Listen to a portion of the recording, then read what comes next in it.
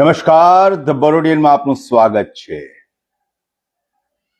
એક દિવસનો વિરામ પડ્યો, કારણ થોડા અગત્યના કાર્યો હતા જે પૂર્ણ કરવા પડે તેમ હતા, અને અમુક ઇન્ફોર્મેશનની પાછળ સમય આપવો પડે એમ હતો, એટલે થોડી વાર લાગી. એક દિવસનો વિરામ પડ્યો તે બાબતે અમે દિલગીર છીએ. આજે આપણે વાત કરીએ છીએ ફરી એકવાર વડોદરાની અને વડોદરાના ભાવિ ઇલેક્શન્સની. છેલ્લા 36 કલાકમાં ઘણી બધી ઉથલપાથલો થઈ છે. જી હા, છેલ્લા 36 કલાકમાં ઘણી બધી ઉથલપાથલો થઈ છે, અને આ ઉથલપાથલો જો હું આપને એક પછી એક કહેવાની શરૂ કરું તો કદાચ ઘણો સમય ચાલ્યો જશે, વિડીયો પણ લાંબો થઈ જશે, પરંતુ ટૂંકમાં આપને જણાવીએ છીએ. તો સૌથી પહેલી વાત એ છે કે આજે થયો બુધવાર, અને સોમવારે રાત્રે ભાજપની એક મીટિંગ, મોભીઓની એક મીટિંગ હોટલ તાજમાં મળવાની હતી, જેમાં નક્કી થવાનું હતું કે કોને ઇલેક્શનની ટિકિટ આપવી. એવા પરબીડિયા એટલે કે કવર બનાવી અને ગાંધીનગર મોકલવાની કામગીરી હતી. પરંતુ મીટિંગ મળે એ પહેલા જ ગાંધીનગરથી આવ્યો સંદેશો કે બધું છોડો ને ગાંધીનગર પહોંચો. કારણ એટલું જ છે કે આ વખતે રોયલ અને લોયલ ભાજપના કાર્યકર્તાઓ વચ્ચે એક નાનકડી જંગ જામી ગઈ છે. હવે લોયલ અને રોયલ કાર્યકર્તાઓ કયા? તો કે લોયલ કાર્યકર્તા એટલે આપણા સનિષ્ઠ ભાજપના કાર્યકર્તાઓ કે જેઓએ પોતાની જિંદગી ઘસી નાખી છે ભાજપની પાછળ, અને હવે તેઓ એક્સપેક્ટ કરે છે કે એટલીસ્ટ ભાજપ તેમના માટે કંઈક જશ આપવાનું કાર્ય કરે, ટિકિટ આપે. આટલા વર્ષોથી રાહ જોઈને બેઠા છે. આ વખતે નહીં, આવતા વખતે જોઈ લેશું, પછી જોઈ લેશું, પરંતુ ટિકિટ મળતી જ નથી. આ છે ભાજપના લોયલ કાર્યકર્તાઓ કે જે લોકોએ પાથરણા પણ પાથર્યા છે, પાથરણા ઉપાડ્યા પણ છે, અને સામે છે રોયલ કાર્યકર્તાઓ.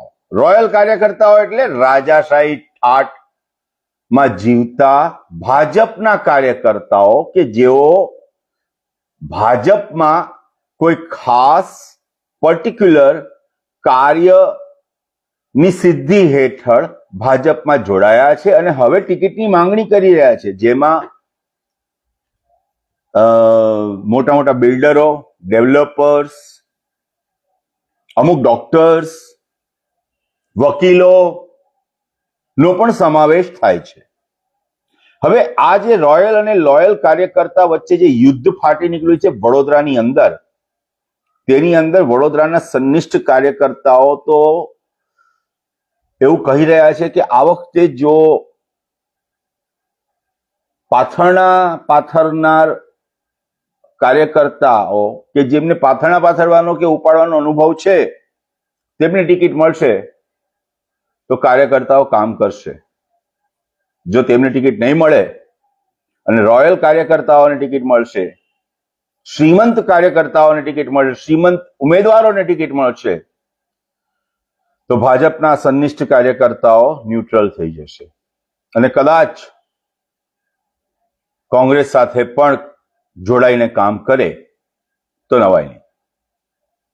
જી હા, આ સત્ય છે, હકીકત છે, સ્ટ્રેટ ફ્રોમ ધ હોર્સેસ માઉથ છે. ઘણા કાર્યકર્તાઓ સાથે અમે વાત કરી. કાર્યકર્તાઓ એક જ વાત કહે છે કે સાહેબ, જૂના ભાજપ, જે સાચું ભાજપ છે તેના કાર્યકર્તાઓને તો કોઈ પૂછતું જ નથી. તો કોને પૂછે છે ભાજપ? ભાજપ પૂછે છે શ્રીમંત કાર્યકર્તાઓ. તાજેતરમાં જ એક વોર્ડનું નામ નથી આપતો, પણ તાજેતરમાં જ એક વોર્ડમાં કે જે ઓલમોસ્ટ 100% સિક્યોર સીટ છે બીજેપીની, તેની દાવેદારી કરી એક શ્રીમંત ડેવલપરે, બિલ્ડરે. અમે ભાજપમાં બિલ્ડરોનો નાતો બહુ જૂનો છે. જે ભાજપમાં આવે છે તેઓ બિલ્ડર હોય છે, અને જેઓ ભાજપમાં આવે છે ત્યાર પછી પણ તેઓ બિલ્ડર તો બની જ જાય છે. કારણ કે જો તમે જોવા જશો તો ભાજપની અંદર 40 થી 50% લોકો રિયલ એસ્ટેટ સાથે જોડાયેલા છે. હવે 40 થી 50% ભાજપના કાર્યકર્તાઓ રિયલ એસ્ટેટ સાથે જોડાયેલા છે, તે પોતાનામાં જ એક બહુ મોટી વાત છે. પણ શું થાય, લક્ષ્મી ચાંદલો કરવા આવે તો મોઢું ધોવા થોડું જવાય? ના જવાય. એટલે જ ભાજપના કાર્યકર્તાઓ રિયલ એસ્ટેટમાં પડી ગયા, અને હવે તેઓ એમાંથી ઘણા તો અત્યારે બહુ મોટા બિલ્ડર બની ગયા છે. અમુક લોકો જે અન્ય પ્રોફેશનમાંથી હતા તેઓ પણ અત્યારે ખૂબ જ આગળ વધી ગયા છે ભાજપના ટેકે. પરંતુ વડોદરાની પબ્લિકનું શું? વડોદરાને શું આપ્યું તમે? તમે પોતે સમૃદ્ધ બન્યા, પણ વડોદરાના પ્રજાને તમે સમૃદ્ધ બનાવી? વડોદરાની પ્રજા માટે કોઈ વિકાસ કર્યો? નથી કર્યો ને? કે કર્યો છે? જવાબ આપો. જવાબ માગે છે વડોદરાવાસીઓ જવાબ માગી રહ્યા છે. અમે હમણાં એક પોલ ચાલુ કર્યો છે કે તમારા વિસ્તારમાં કઈ પાર્ટી વધુ મજબૂત છે, તો તેની અંદર પોલની અંદર આવે છે 50%, 50%. ભાજપ 50%, કોંગ્રેસ 50%. અને એ જ બતાવે છે કે આ વખતે ભાજપ કરતા કોંગ્રેસ માટે લોકોને વધારે, કહી શકાય એ રીતે, જો ફરી એકવાર સમજાવું તો ભાજપ કરતા કોંગ્રેસ પર આ વખતે લોકોને વધારે ભરોસો પડ્યો છે. હા, આ ભરોસો મતોમાં પરિવર્તિત થાય છે કે નહીં તે તો જોવું રહ્યું, પરંતુ એક વાત નક્કી છે કે ભાજપના આ વખતે વળતા પાણી છે. એ વાતમાં કોઈ મીનમેક નથી. અમે ગઈકાલે એક નાનકડો સર્વે કર્યો કે કેટલી સીટો ભાજપ ગુમાવી શકે તેમ છે.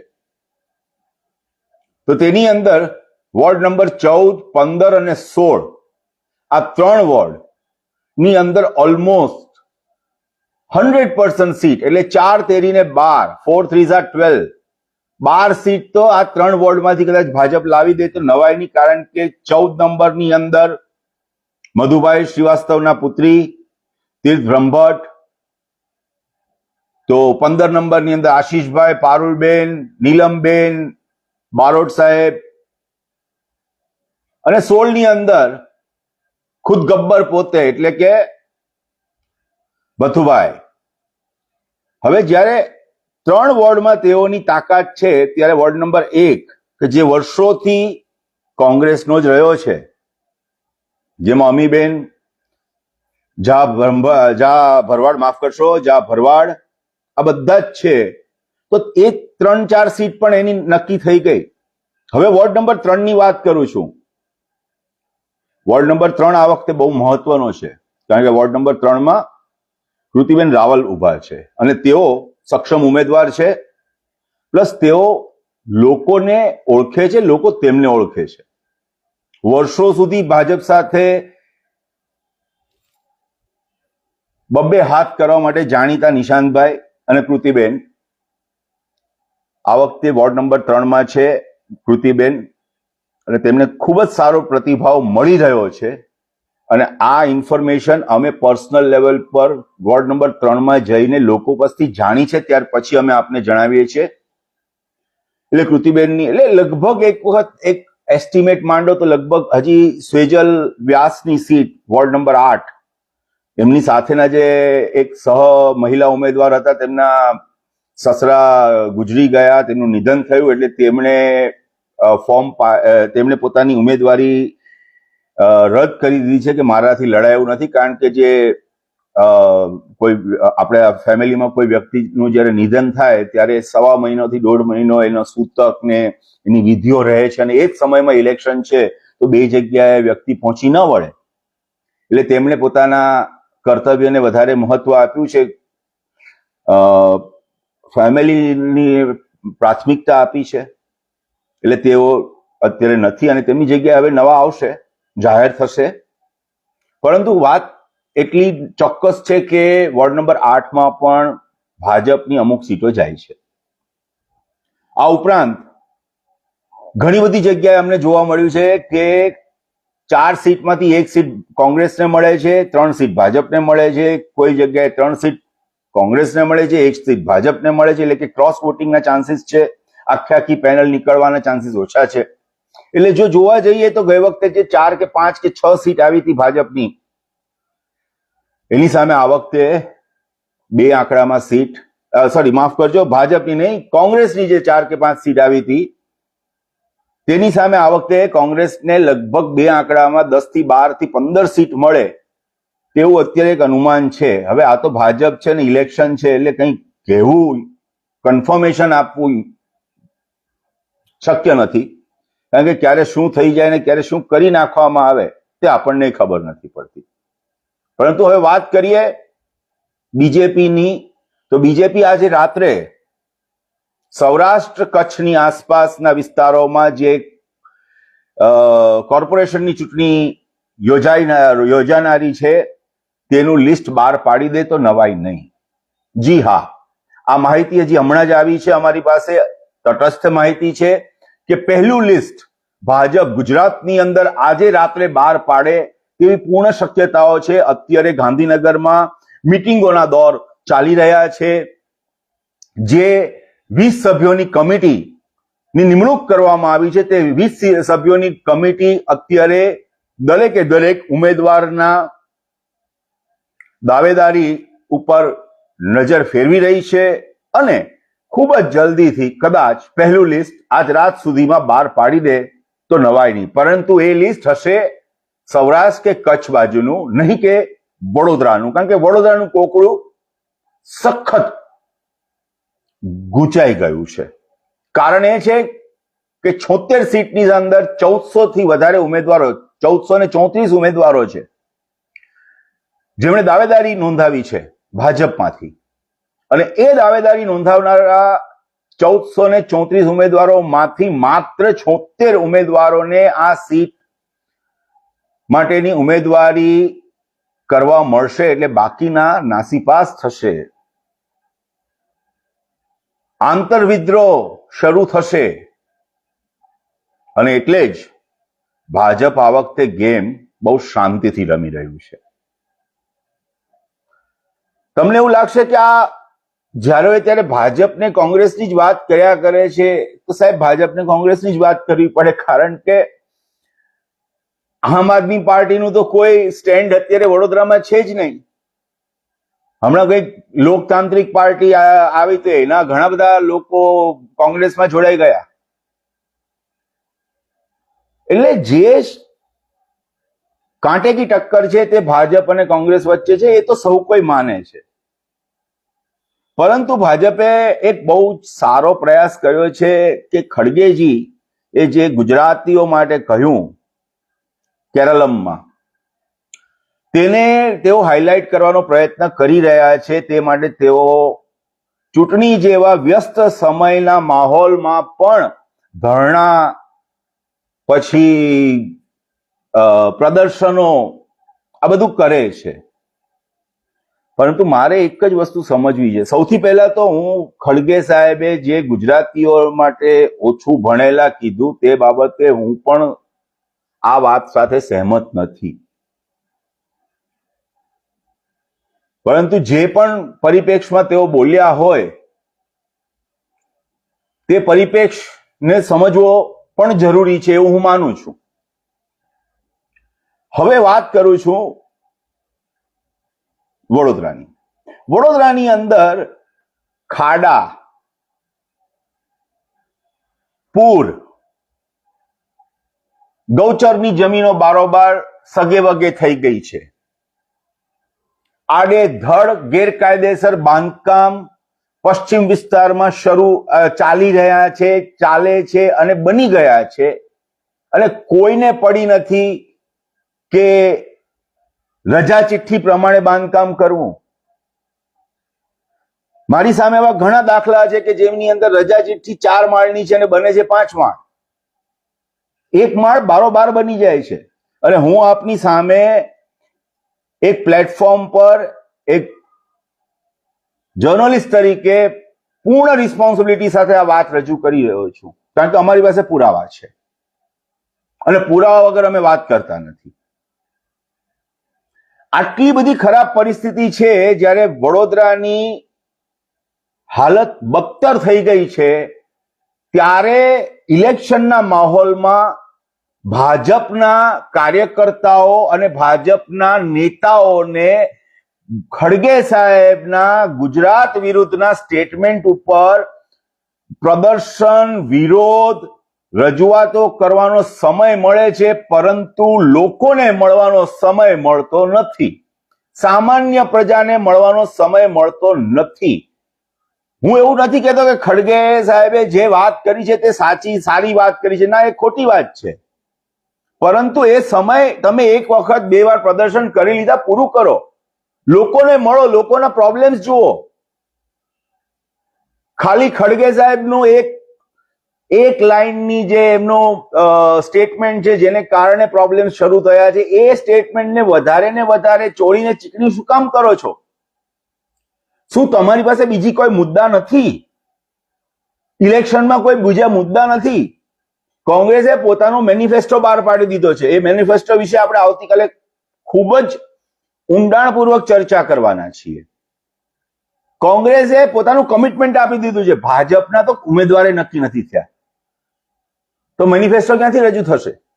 અને એટલે જ ભાજપ પાસે બહુ ટાઈમ છે, એટલે તેઓ ખડગે સાહેબ ના એક સ્ટેટમેન્ટ પાછળ ગાંધીનગર ગૃહ પર કે અલગ અલગ જગ્યા પર એજિટેશન્સ કરે છે.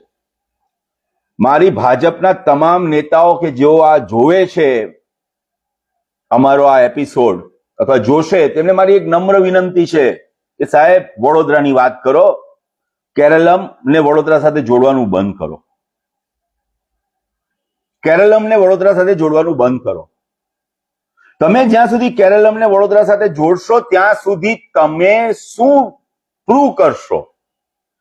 વડોદરાની અંદર હજારો મુદ્દા છે વાત કરવા માટે. તમે કેરલમનો મુદ્દો કે જે ખડગે સાહેબે ગુજરાતીઓને અપમાનજનક શબ્દો કીધા, 100% અપમાનજનક શબ્દો કીધા, ચલો સ્વીકાર લીધું છે, મેં બધા જ સ્વીકારે છે અને નારાજગી પણ છે, પણ શું એનાથી તમારું પાપ ઓછું થઈ જાય છે? તમે જે 30 વર્ષથી વડોદરાવાસીઓને હાલાત બગાડી નાખ્યા છે કે જેને કારણે વડોદરાએ દર ચોમાસામાં પૂરનો સામનો કરવો પડે છે, ખાડોદરામાં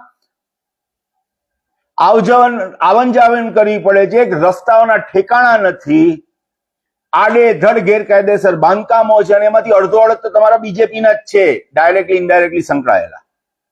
આ બધા લોકોને, આ બધા જે તમારા પ્રશ્નો છે, શું એ પ્રશ્નો એટલા બધા નાના છે ખડગે સાહેબના સ્ટેટમેન્ટ સામે કે તમે એની ચર્ચા જ નથી કરતા? કેમ ખડગે સાહેબના એક સ્ટેટમેન્ટ ઉપર તમે તમારો કિંમતી અને વ્યસ્ત સમય બગાડી રહ્યા છો? શું જરૂર છે?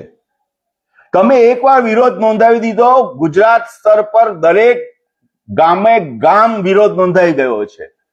હવે એ જ વાત ફરીને ચોળીને ચીકણી કરવાથી આ વખતે તમે વડોદરાવાસીઓના નજરમાંથી બચી નહીં શકો. આ યાદ રાખજો મારા શબ્દો. અને હું આ આપને આગોતરા જાણ કરી રહ્યો છું. જે કોઈ ભાજપ વાળા જોવે છે તેમને આગોતરી જાણ કરી રહ્યો છું કે નહીં મેળ પડે સાહેબ. લોકોમાં ખડગે સાહેબે ગુજરાતીઓને શું ગાળો દીધી, ગુજરાતીઓને શું કીધું, એનું લોકોમાં કોઈ પણ પ્રકારનું એગ્રેશન જોવા નથી મળ્યું, કારણ કે લોકોને કેરલમની ચૂંટણી સાથે લેવા દેવા નથી. જેને લેવા દેવા છે એ વડોદરા સાથે લેવા દેવા છે. વડોદરાના વિકાસની વાત કરો. વડોદરામાં જે વિકાસ નથી થયો તેના માટે તમે લોકો કારણભૂત છો, તો તમે સ્વીકારો કે અમે કારણભૂત છીએ, તો કંઈક વાતમાં મજા આવશે. હું પહેલા જ કહું છું, પહેલેથી કહેતો આવ્યો છું કે વડોદરાની આ વખતની મ્યુનિસિપલ કોર્પોરેશનની ચૂંટણી એ ગટર, પાણી, રસ્તા ઉપરાંત વડોદરાના વિકાસની પણ છે. વડોદરાની અંદર એમ્પ્લોયમેન્ટ ઓપોર્ચ્યુનિટી ઝીરો થઈ ગઈ છે, તો એ એમ્પ્લોયમેન્ટ ઓપોર્ચ્યુનિટીઝ વધારવાની જરૂર છે. વડોદરામાં સ્ટાર્ટઅપ ઇકોસિસ્ટમને મદદ કરવાની જરૂર છે. શું આ બધું કેમ નથી થઈ રહ્યું? વડોદરાના જ એક ટોપ લેવલના નેતાએ એક વિડીયો મૂક્યો, જેમાં એક બા, આ વિડીયો એકચ્યુઅલી ભાજપે પોતે જ બનાવેલો છે, it's a part of their promotion campaign, જેમાં એક બા કહે છે કે કેમ ગુજરાતીઓ સાથે હંમેશા ખરાબ વર્તન થાય છે. તો બીજી બાજુ યોગેશ કાકાએ એક સરસ મજાનો બોર્ડ બનાવીને વડોદરામાં માર્યો કે, અને તેમની વાત સાચી છે કે ફિરોઝ ગાંધી ગુજરાતી હતા, તો શું તમે ગુજરાતીઓને ગાળો દો છો? આ લેવલ છે. આ રીતે સામે તમે તમારી રજૂઆત કરો. આ પેલા બારનો એક વિડીયો બનાવી દો, ગુજરાતીઓને ગાળો પડે છે, હવે તો નહીં જ સહન કરી. અરે કોણે સહન કરી છે ગુજરાતીમાં ગાળો? ભાઈ, કોણ ગુજરાતમાં ગાળો સહન કરવા બેઠું છે? કોઈની પાસે સમય નથી ગાળો સહન કરવાનો, બધા જવાબ આપી જ દે છે. અને ચલો એમનેથી ભૂલ થઈ ગઈ, પરંતુ આવી ભૂલો તો ભાજપે ઘણીવાર કરી છે. ભાજપના જે કોર્પોરેટરે કોર્પોરેશનની અંદર